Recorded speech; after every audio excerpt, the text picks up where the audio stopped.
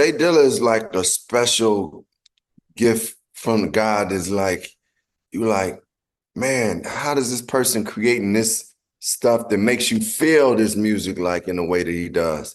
Um, and like I say that because it was like, man, when he would make certain music, it would take me to a place where I felt like I was outside of my body. Like, man, this music is so great. And it touched my spirit, touched my heart, and it touched the hip hop in me too, and the artist in me. Jay Dilla was one of them dudes that had like he can go from the jazz music to the funk to soul, but it comes out as hip hop, right? And rock. He would use just incredible things, but he also was a Detroit nigga, like a Detroit nigga that was like going to the strip clubs, riding in his truck, getting his rims, got his chains on, but he still would be sampling Herbie Hancock and listening to like Mm.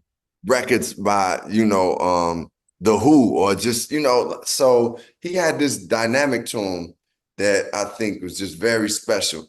And sometimes, man, God sent us those people. I read an article where they was putting Dilla. They said they was talking about four people who had changed music, and they talked about Beethoven, they talked about Charlie Parker in jazz, and they talked about Dilla. And I forgot the other person they mentioned, but I was like, yo, this is amazing that they is putting. They mentioned four people, and they put Dilla. And to this day, man, Dilla is special because when you listen to the way some of these bands play now, like we call it the hump sometimes, like the way he programmed drums, it wasn't all in the timing. It was like kind of felt like a human being playing because it wasn't all perfect.